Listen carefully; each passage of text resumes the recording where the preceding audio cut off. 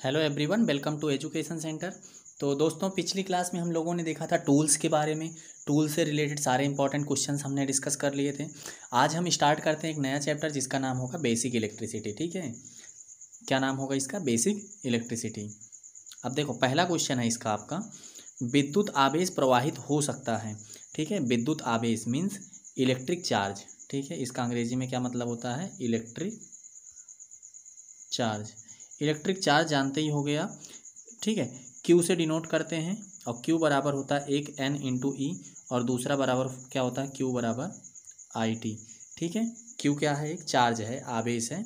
और आई क्या है? आपकी धारा है, टी टाइम है, एन नंबर ऑफ इलेक्ट्रॉन है और ई इलेक्ट्रॉन का चार्ज है, इलेक्ट्रॉन का आवेश है। इलेक्ट्रॉन का आवेश कितना होता है? 1.6 इंटू 10⁻⁻19 कूलाम होता है। ये इतनी बेसिक सी चार्ज के बारे में आपको हमने बता दी, डेफिनेशंस क्या है। बाकी और अच्छे से जानना है तो मैंने वीडियो बना रखी है इस पर। ठीक है, प्लेलिस्ट में आप जाके क्रैश कोर्स की वीडियो बना रखी है, यूपी पीसीएल या यूपी आरवीएनएल की क्रैश कोर्स की वीडियो। ठीक है, तो उसमें बेसिक इलेक्ट्रिसिटी का पूरा चैप्टर कंप्लीट किया गया है। उसको जाके आप एक तरफ से सारी थ्योरी वहाँ पे पढ़ सकते हो आराम से, आपको ईजिली फिर यहाँ पे ऑब्जेक्टिव क्वेश्चंस करने में कोई दिक्कत नहीं होगी। तो स्टार्ट करते हैं फिर से एक बार। पहला क्वेश्चन क्या था हम देखते हैं हम लोग। विद्युत आवेश प्रवाहित हो सकता है। ऑप्शन नंबर 1, विद्युत रोधियों तथा चालकों के माध्यम से। ठीक है, चालकों के माध्यम से, या विद्युत रोधियों के माध्यम से, चालकों तथा अचालकों के माध्यम से। तो भाई कॉमन सी चीज़ है, विद्युत आवेश विद्युत से रिलेटेड है ना। तो विद्युत कोई भी चीज़ है तो वो कहाँ फ्लो करती है? वो चालक में फ्लो करती है। तो सीधा सीधा आपको आंसर क्या देना है? चालकों के माध्यम से। ठीक है, विद्युत रोधी है तो वो तो विद्युत को रोक रहा है, तो फिर उसमें कैसे आवेश प्रवाहित होगा? तो बिल्कुल नहीं। ठीक है, चालक तो सही था बट इसमें तथा लगा दिया ना, विद्युत रोधियों भी। तो विद्युत रोधियों नहीं होगा, यहाँ विद्युत रोधियों नहीं होगा। चालक तो होगा बट अचालक नहीं होगा, तो अचालक वाला कट जाएगा, इसलिए ऑप्शन पूरा कट गया। समझ में आ गई होगी बात ना आपको। ठीक है, अब देखो कुछ डिस्क्रिप्शन है यहाँ पे, देखते हैं। विद्युत आवेश प्रवाह चालकों के माध्यम से ही हो सकता है। किसी चालक में आवेश प्रवाह की दर को विद्युत धारा कहते हैं। आवेश प्रवाह की दर। ठीक है, आवेश प्रवाह की दर। दर जहाँ भी आए वहाँ पे क्या करना है? समय से भाग देना है, टाइम से। तो यहाँ पे डेल्टा कर सकते हो, आवेश में अंतर डिवाइडेड बाई समय में अंतर। यही आपका क्या निकल के आ जाता है? धारा, करंट आ जाता है। और करंट का मात्रक क्या होता है? एम्पियर होता है। करंट को किससे नापा जाता है? तो किससे नापा जाता है? अमीटर से नापा जाता है। अमीटर को किस में लगाया जाता है? सीरीज या पैरेलल? मीन्स सीरीज में लगाया जाता है। जहाँ पे करंट नापनी होती है वहाँ पे अमीटर को सीरीज में लगाया जाता है, मीन्स श्रेणी क्रम में जोड़ा जाता है उसको हमेशा। ठीक है, नेक्स्ट क्वेश्चन क्या है आपका? दूसरा नंबर क्वेश्चन है आपका, धातु के तार में विद्युत का प्रवाह होता है। ठीक है, इलेक्ट्रॉन के कारण, आयन के कारण, प्रोटॉन के कारण, उपर्युक्त सभी। तो ध्यान से समझना, कभी प्रोटॉन के कारण करंट नहीं फ्लो होगी, आयन्स के कारण नहीं फ्लो होगी विद्युत के तार में। किसके थ्रू होगी? इलेक्ट्रॉन के कारण होगी। आयन के कारण तो वो जो बैटरी बनाते हो ना आप इलेक्ट्रोलाइटिक प्रोसेस करके। ठीक है, एक इसमें एनायन होता है और दूसरा केटायन होता है ना। एक एनोड बोलते हो, दूसरा कैथोड बोलते हो। और इसके अंदर ये मतलब लिक्विड चीज़ें भरी होती हैं आपकी, द्रव है ना, जिसको आप इलेक्ट्रोलाइटिक बोलते हो। और ये इलेक्ट्रोलाइट प्रोसेस होता है ना जो, उसमें होता है आयंस। ठीक है, लेकिन धातु के तार में अगर मीन्स सीधा सीधा वायर की मैं बात कर रहा हूँ, तार की बात कर रहा हूँ, उसमें अगर करंट बह रही है तो किसके कारण बह रही है? इलेक्ट्रॉन के कारण। और आपको मैं एक चीज़ बता दूं कि इलेक्ट्रॉनों की संख्या जितनी ज़्यादा होगी, क्योंकि आप देखो Q बराबर क्या हमने बताया? N इंटू ई बताया। ठीक है, और बराबर आई टी भी बताया हमने। ठीक है, तो यहाँ से देखो ज़्यादा N होगा, नंबर ऑफ इलेक्ट्रॉन ज़्यादा होंगे तो आवेश ज़्यादा होगा। ठीक है, जब ये ज़्यादा होगा तो करंट भी ज़्यादा होगी। ठीक है, इलेक्ट्रॉन का आवेश तो फिक्स ही है। ठीक है, मीन्स पूरी कहानी किस पे डिपेंड कर रही है? नंबर ऑफ, किस पे? नंबर ऑफ इलेक्ट्रॉन पे। और एक चीज़ आपको बता दूं, बहुत ही इंपॉर्टेंट चीज़ है कि जो करंट होती है ना, अगर इस साइड से इस साइड जा रही है तो इलेक्ट्रॉन की दिशा बिल्कुल इसके जस्ट विपरीत होगी। ठीक है, उल्टा। तो आपसे एक क्वेश्चन पूछा जाता है कि विद्युत धारा जो होता है, धारा की दिशा होती है ऑप्शन नंबर 1 इलेक्ट्रॉन के विपरीत दिशा से, इलेक्ट्रॉन के विपरीत दिशा में, इलेक्ट्रॉन की दिशा में, या दोनों दिशा में हो सकती है, या इनमें से कोई भी नहीं सही है। ठीक है, ऐसे करके आपके सामने क्वेश्चन आ सकते हैं। तो आपको ध्यान में रखना है क्या? बिल्कुल विपरीत दिशा वाला आंसर आपको ध्यान में रखना है। अगला क्वेश्चन देखते हैं हम लोग। प्रति इकाई तापक्रम में बदलाव पर आगत प्रति संतुलित विभव में बदलाव की औसत दर क्या कहलाती है। अंग्रेजी में पढ़ते हैं the average rate of change of input offset voltage per unit charge in temperature is called. ठीक है, तो इसमें आपका ऑप्शन है क्या, thermal drift, peak voltage, output offset voltage या फिर ऑफसेट इनपुट वोल्टेज। मीन्स ऊष्मीय बहाव संवहन, शीर्ष विभव, निर्गत प्रति संतुलित विभव, प्रति संतुलित आगत विभव। ठीक है, तो सीधा सीधा ताप से रिलेटेड है, तो यहाँ पे आप सीधा ऊष्मीय वाला आंसर कर दो। ठीक है, समझ में आ गई होगी बात। अगला क्वेश्चन है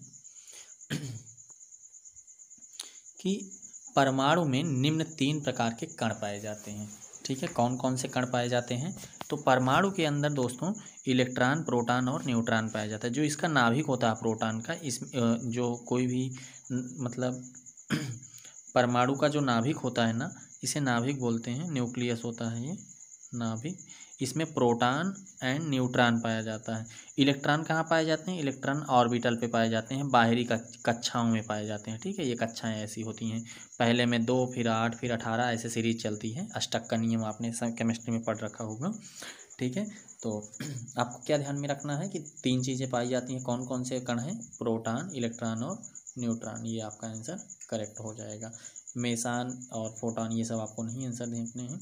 ठीक है, अब इसमें कुछ डिस्क्रिप्शन दिया, देखते हैं क्या लिखा है। परमाणु में प्रोटॉन, इलेक्ट्रॉन और न्यूट्रॉन 3 प्रकार के कण पाए जाते हैं। परमाणु किसी पदार्थ का वह छोटा से छोटा कण है जो स्वतंत्र अवस्था में विद्यमान नहीं रह सकता है, परंतु वह रासायनिक क्रिया में भाग ले सकता है अथवा उनके द्वारा पृथक किया जा सकता है। इतनी बात आपको ध्यान में रखनी है। धारा के 3 प्रमुख प्रभाव कौन कौन से हैं, तो ऊष्मीय तो होता है, ठीक है, चुंबकीय होता है, विद्युत झटका देना ये प्रभाव में नहीं आता है। ठीक है, ऊष्मीय प्रकाश उत्पन्न करना चुंबकीय, ऊष्मीय, चुंबकीय और रासायनिक। ठीक है, रासायनिक, चुंबकीय, विद्युत झटका देना। तो आपको सीधा आंसर क्या देना है, 3 वाला ऑप्शन है, ऑप्शन नंबर सी।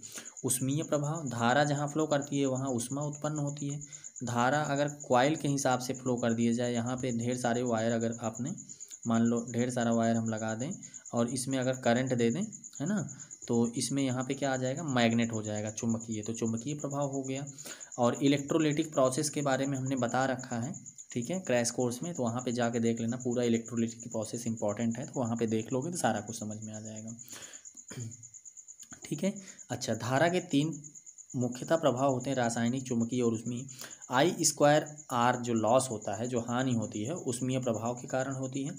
धारा प्रवाह में कारण चुंबकीय फ्लक्स का उत्पादन, उसका चुंबकीय प्रभाव होता है। ठीक है, अगला क्वेश्चन है, एक न्यूमेरिकल आया है कि एक संवाहक 0.2 एम्पियर करंट, ठीक है, ये कितना, I की वैल्यू कितना है, 0.2 एम्पियर है।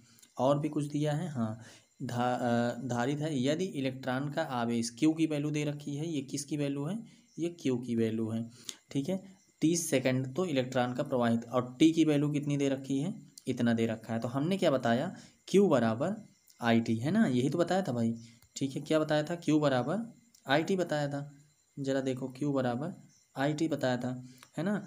तो यहाँ से आप देखोगे तो Q की वैल्यू कितनी निकल के आ जाएगी, 0.2 था, और कितने समय के लिए था, 30 सेकंड के लिए था। ठीक है, तो कितना आ जाएगा, 6 कूलाम आ जाएगा, 6 कूलाम आ जाएगा।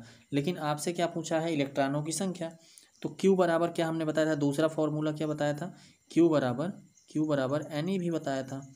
अब N आपको निकालना है, तो Q की वैल्यू यहाँ पे 6 रखो, N रखो 1.6 × 10⁻19 रखो। तो जब यहाँ से n निकालोगे तो कितना हो जाएगा, 6 डिवाइडेड बाई 1.6 इंटू 10⁻19।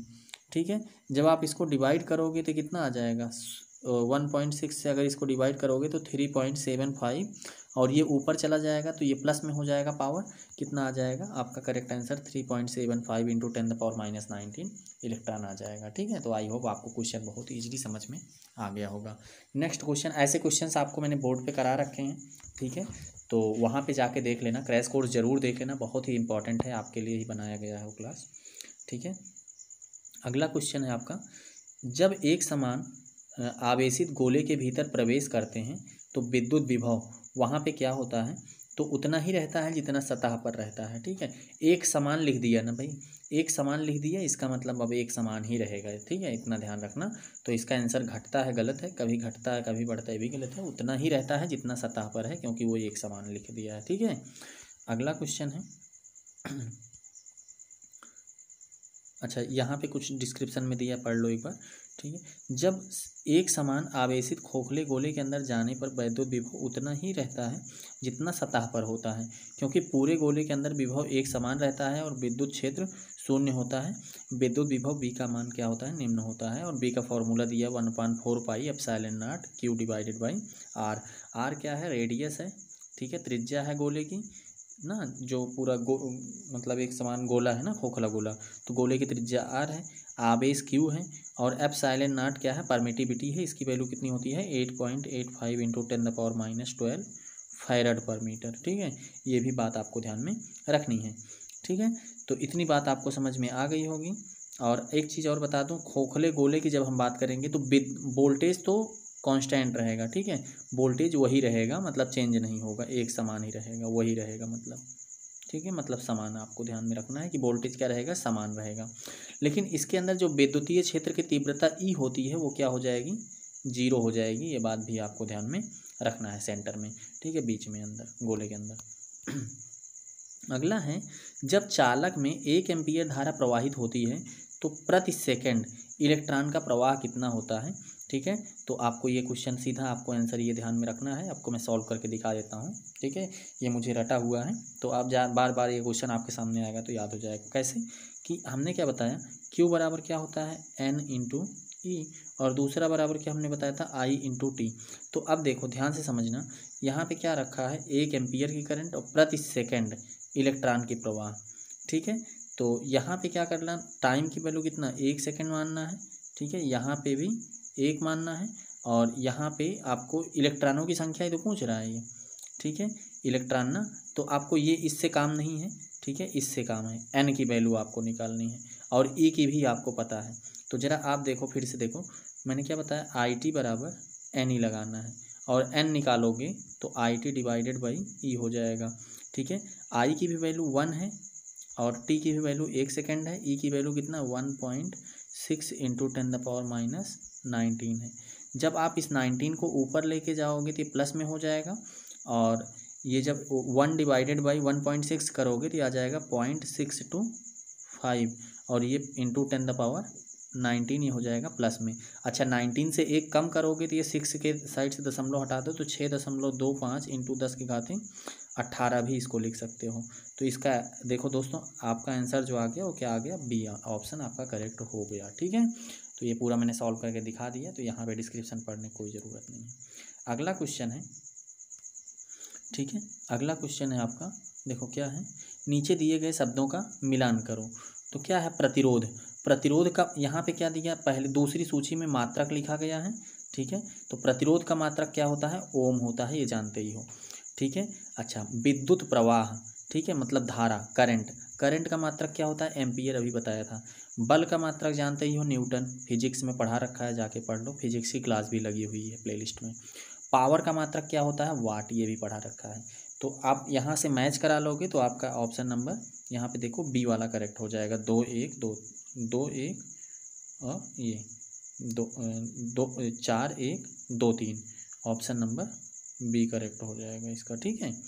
नेक्स्ट देखते हैं, अगला है, एक चार्ज किए हुए खोखले गोले में विभव होगा, ठीक है, एक चार्ज किया गया खोखला गोला है, ठीक है, उस गोले में विभव कितना होगा, तो 0 होगा, ठीक है, चार्ज किए हुए खोखले गोले में, ठीक है, ये खोखला गोला है, अगर ये चार्ज्ड है, अगर ये चार्ज्ड है तो इसके अंदर जो वोल्टेज होगा, विभव होगा, वो क्या होगा, 0 होगा। ये भी बात आपको ध्यान में रखनी है। यहाँ पे देखो, एक आवेशित किए गए खोखले गोले के अंदर विभव 0 होगा तथा विद्युत क्षेत्र की तीव्रता ई भी 0 होगी तथा गोले के अंदर विद्युत आवेश का मान एक समान होता है, ठीक है। अभी थोड़ी देर पहले ये क्वेश्चन आया था, ठीक है, वहाँ पे पिछले में, कि यहाँ मान लो खोखला गोला है तो इसके अंदर क्या बताया था, वहाँ पे उन्होंने एक समान की बात करी थी ना, लेकिन यहाँ पे एक समान नहीं है, यहाँ पे खोखले गोले की बात की गई है। तो V 0 है, यहाँ पे गोले के अंदर E भी 0 है, ठीक है, लेकिन इस पे जो चार्ज किया गया है ना ये, तो आवेश क्या है इसका, समान है, ये बात आपको ध्यान में रखनी है। अगले क्वेश्चन की तरफ बढ़ते हैं। अगला क्वेश्चन है करंट ले जाने वाले दो समांतर तारों के बीच का बल किसकी परिभाषा के लिए प्रमुख है। ठीक है, तो जो उसके भाई दो पॉइंट के बीच में जो चीज़ है, ठीक है, देखो करंट ले जाने वाले दो समांतर तारों के बीच का बल किसकी परिभाषा के लिए प्रमुख होता है, तो ऑप्शन है फ्लेमिंग, ये तो फ्लेमिंग तो साइंटिस्ट का नाम है, इस पर कोई लेना देना नहीं है। एम्पियर ये करंट है, ठीक है, दूसरा बोल्ट और चौथा ऑप्शन आपका कूलाम। तो करंट ले जाने के लिए जो दो समांतर तारों के बीच का बल होता है वो वोल्टेज होता है। ठीक है, तो यहाँ पे बल वोल्टेज होता है, लेकिन यहाँ पे एम्पियर लिखा है, देखते हैं क्या है इसका करेक्ट आंसर। धारा ले जाने वाले दो समांतर तारों के बीच के बल एम्पियर परिभाषा के लिए प्रयोग होता है। एक एम्पियर की परिभाषा दो समांतर धारावाही तारों के मध्य कार्य करने वाले बल के आधार पर की जाती है। अर्थात यदि हम दो तारों में प्रवाहित धारा 1 का मान रखें तो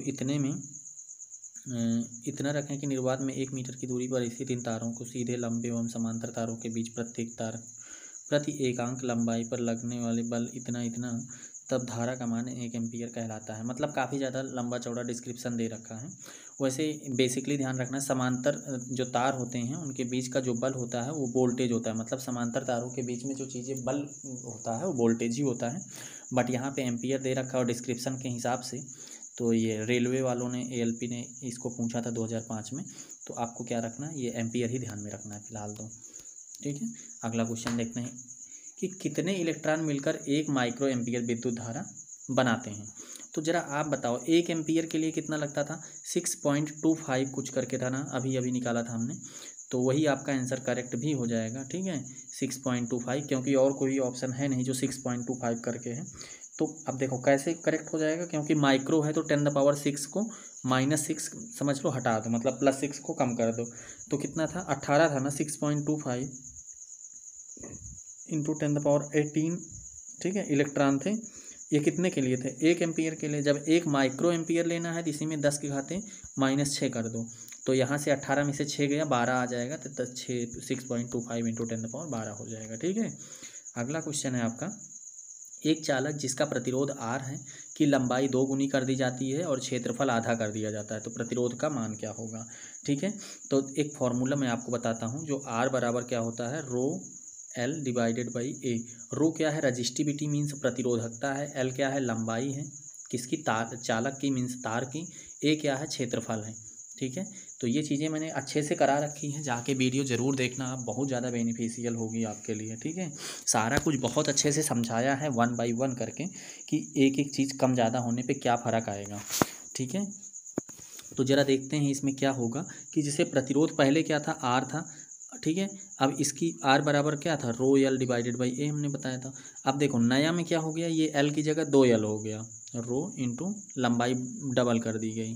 ठीक है, और कह रहा क्षेत्रफल आधा कर दिया गया, तो A डिवाइडेड बाई 2 कर दो। अब ये 2 ऊपर जाके गुणा हो जाएगा, तो क्या बन जाएगा, 2 दूनी 4, 4 रो L डिवाइडेड बाई A, और ρL डिवाइडेड बाई A क्या था, यही तो R था आपका, तो इसका मतलब अब क्या हो गया, 4 इंटू R मतलब 4 गुना हो गया, तो क्या हो गया इसका correct answer, option number B 4R। ठीक है, नेक्स्ट क्वेश्चन की तरफ मूव ऑन करते हैं। किसी परिमित दूरी द्वारा पृथक कर दो आवेश किसमें वृद्धि करते हैं।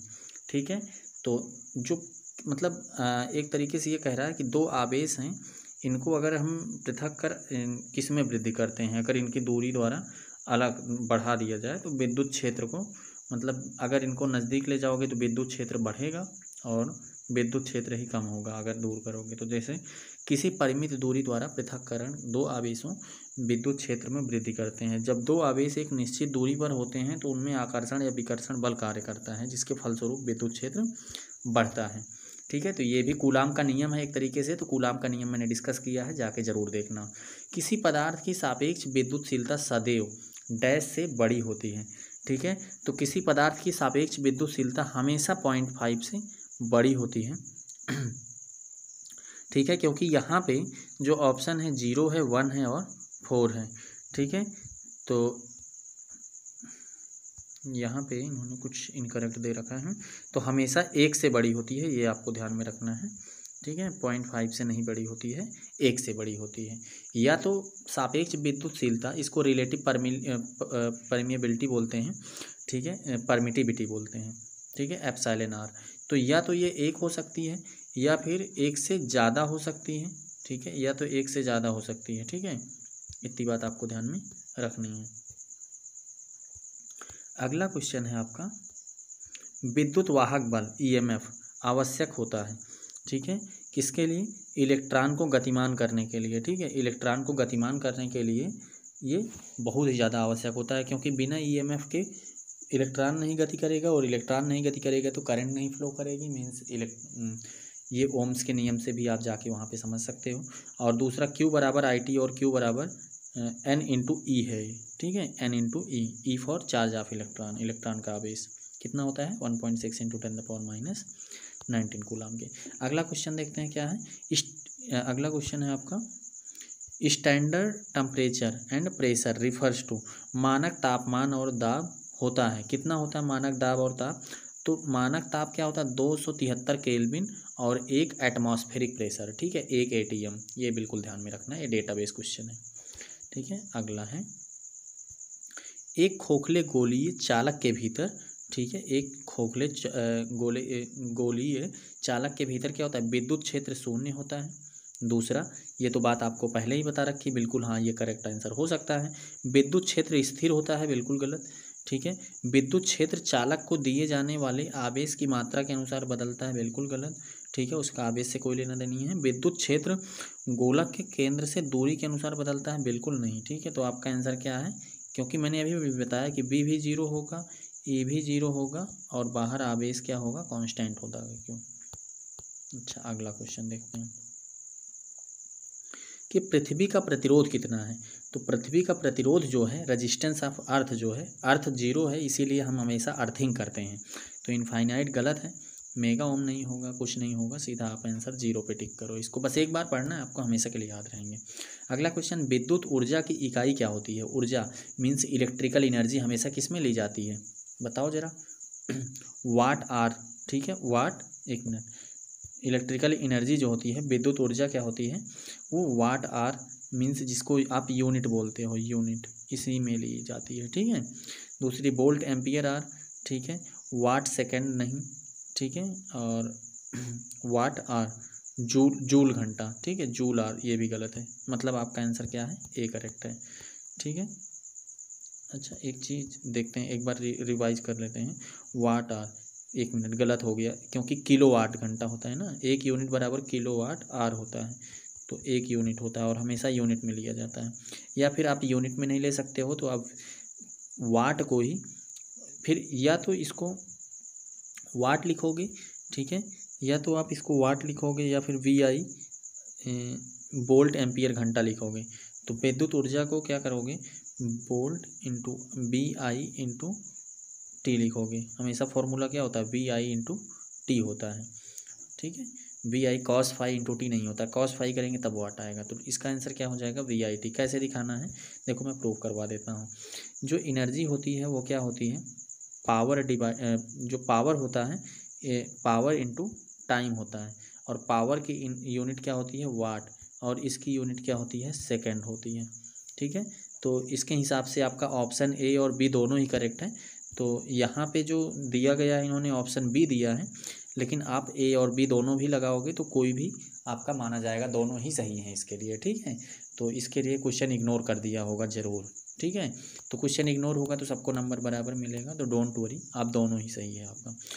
आवेश का यूनिट है, ठीक है, तो आवेश का यूनिट हमेशा क्या होता है, कूलाम होता है, ये ध्यान में रखना। Q बराबर NE होता है, ठीक है, Q बराबर IT होता है। तो एम्पियर सेकंड भी लिख सकते हो आप एक कूलाम को। अगला क्वेश्चन है, निम्नलिखित में से किस पदार्थ की प्रतिरोधकता सबसे कम होती है? प्रतिरोधकता मतलब प्रतिरोधकता कम होगी तो करंट ज़्यादा फ्लो करेगी, ठीक है। तो कॉपर है, लेड है, जिंक है, और मरकरी है।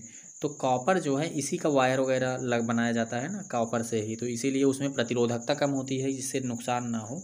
तो आई जितना भेजे उतना ही चला जाए, मतलब 10 एम्पियर भेजे तो 10 ही चला जाए, अगर 10 नहीं जा पाए तो 9.9 समथिंग चला जाए। लेकिन अगर लेड या फिर मरकरी या फिर जिंक से अगर हम करंट भेजेंगे एक जगह से दूसरी जगह, तो वहाँ पे बहुत कम पहुँचेगा, मतलब वहाँ पे उसका बहुत ज़्यादा कम हो जाएगी वो रास्ते में। क्यों? क्योंकि उसकी प्रतिरोधकता ज़्यादा होती है। तो सबसे कम पूछा है तो सबसे कम कॉपर आपको आंसर देना है, ठीक है। अच्छा, कुछ मैंने प्रतिरोधकता से रिलेटेड जो वहाँ पढ़ा रखा है, तो आपको ध्यान रखना है सबसे कम प्रतिरोधकता चांदी की होती है, ठीक है। चांदी, सिल्वर, उसके बाद सोना, ठीक है। और यहाँ पे लिखा भी होगा सिल्वर लिखा है, देखो सोन, और उसके बाद चांदी लिखा, फिर तीसरे पे कॉपर है, फिर एल्यूमिनियम है, ठीक है। ध्यान रखना इस चीज़ को।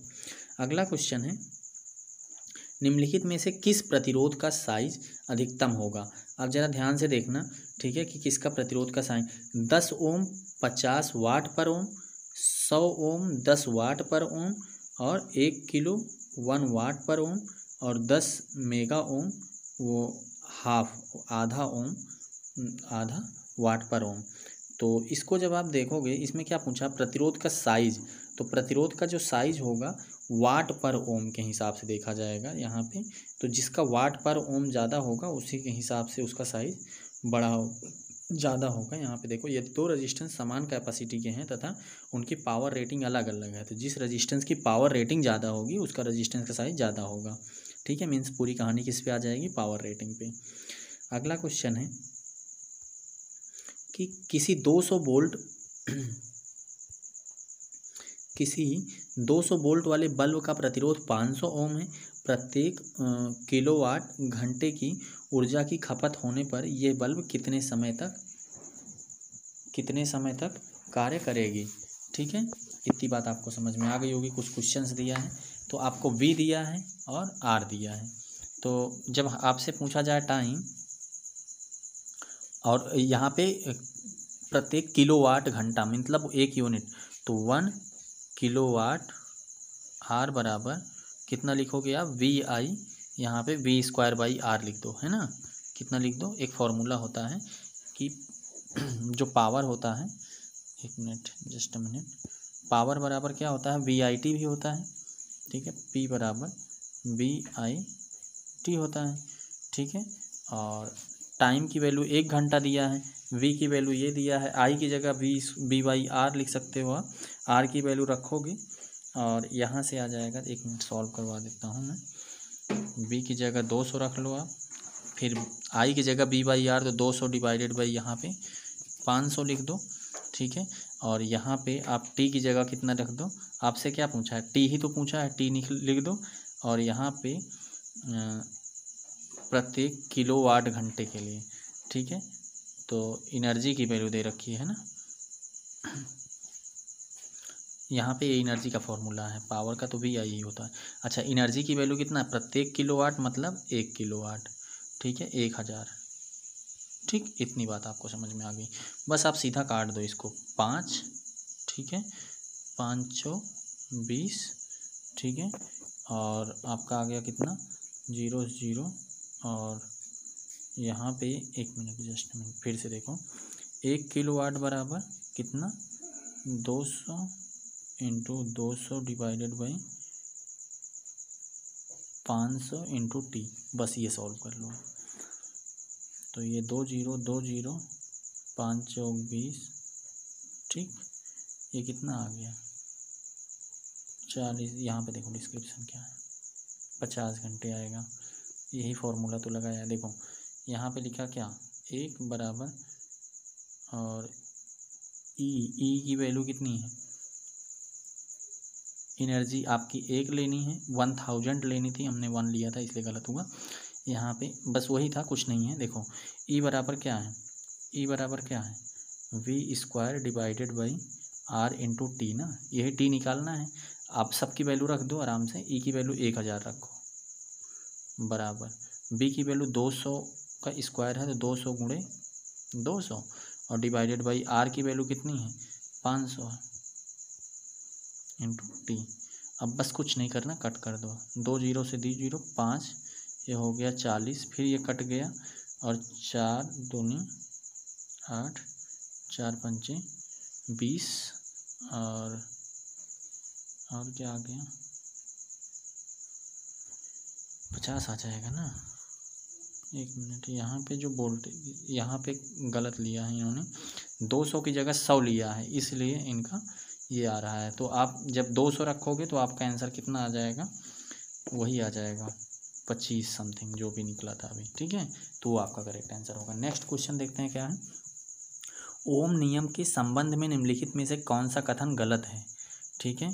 तो पहला है कि धारा मीन्स डिफरेंस पोटेंशियल करंट या पोटेंशियल डिफरेंस क्या होगा, हमेशा कांस्टेंट होगा, ठीक है। दूसरा आपका ऑप्शन है पोटेंशियल डिफरेंस या करंट जो होगी हमेशा कांस्टेंट होगी, नियतांक होगी विभव या धारा, ठीक है। विभवांतर डिवाइडेड बाई धारा हमेशा नियतांक होगी। विभवांतर बराबर धारा इंटू प्रतिरोध होगा, बट धारा बराबर प्रतिरोध इंटू विभवांतर नहीं होगा।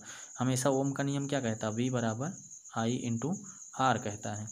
तो पहले हिसाब से अगर देखोगे तो धारा डिवाइडेड बाई विभव मीन्स I डिवाइडेड बाई, अगर I डिवाइडेड बाई V करोगे तो R को उधर लेके जाओगे तो 1/R, ये हमेशा कांस्टेंट रहेगा। दूसरा क्या कहता है ऑप्शन कि वोल्टेज डिफरेंस बराबर I इंटू R, ये तो दिया ही था, ये भी सही है, ठीक है। नहीं, ये तीसरा है, ठीक है। और ये C वाला था, ठीक है, डिस्क्रिप्शन। और देखो B वाले में क्या कहा इन्होंने कि voltage difference divided by V divided by I, अगर आप करोगे तब भी R आएगा, ये भी कांस्टेंट है। लेकिन I बराबर, देखो यहाँ पे जब B बराबर I आ रहा है तो I बराबर V इंटू R कैसे हो सकता है, तो ये आपका गलत हो जाएगा। तो ऑप्शन नंबर डी, ठीक है। तो दोस्तों आज की क्लास में हमने टोटल 25 क्वेश्चंस किए हैं, काफ़ी ज़्यादा इंपॉर्टेंट क्वेश्चंस हैं ये, ठीक है। तो मिलते हैं नेक्स्ट क्लास में, अगले 25 या अगले जितने भी क्वेश्चंस हैं 26 नंबर क्वेश्चन से हम स्टार्ट करेंगे अगली क्लास को, ठीक है। तो वीडियो अच्छा लगा हो तो लाइक और शेयर करना ना भूलें, ठीक है। तो मिलते हैं नेक्स्ट क्लास में, तब तक के लिए थैंक यू सो मच।